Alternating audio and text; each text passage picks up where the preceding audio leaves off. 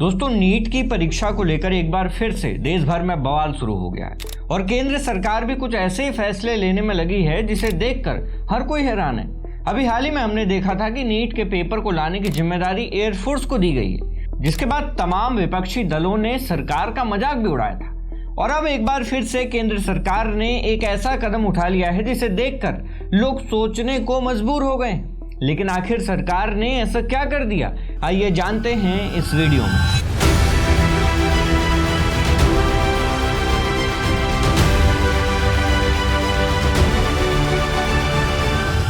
नमस्कार, मैं हूं उमेश द्विवेदी और आप देख रहे हैं सरकारी मंथन।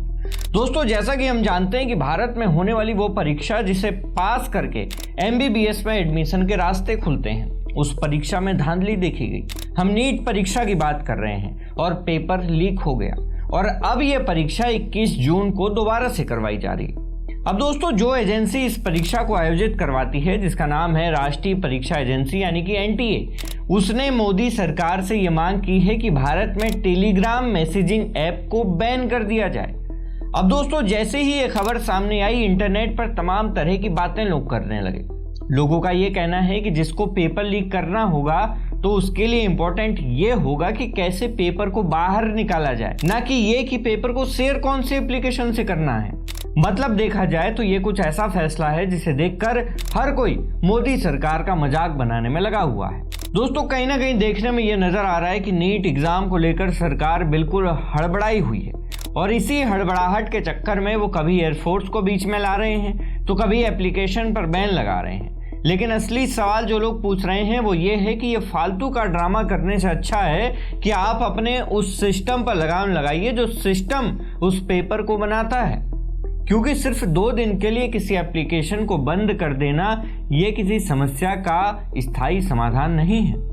दोस्तों, पेपर अगर टेलीग्राम से लीक हो सकता है तो वो व्हाट्सएप से भी हो सकता है।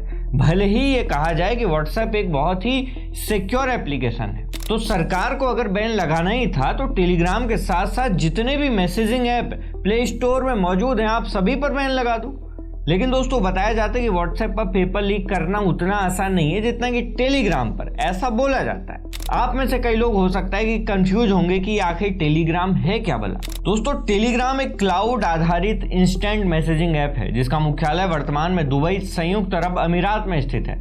इसे साल 2013 में लॉन्च किया गया था। ये ऐप व्हाट्सएप की तरह ही इंटरनेट के माध्यम से काम करता है, लेकिन अपने प्राइवेसी फीचर्स और बड़े ग्रुप और चैनल बनाने की क्षमता के कारण बहुत लोकप्रिय है। इसकी शुरुआत 2 रूसी भाइयों पावेल दुरोव और निकोलाई दुरोवने ने की थी और इसीलिए पावेल दुरोव को रूस का मार्क जुकरबर्ग भी कहा जाता है। दोस्तों, अब देखना यह होगा कि मोदी सरकार इस परीक्षा को शांति और बिना लीक के करवा पाएगी या नहीं।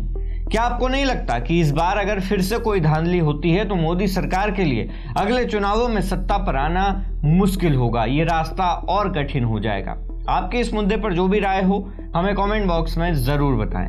मैं हूं उमेश द्विवेदी और आप देख रहे थे सरकारी मंथन। नमस्कार।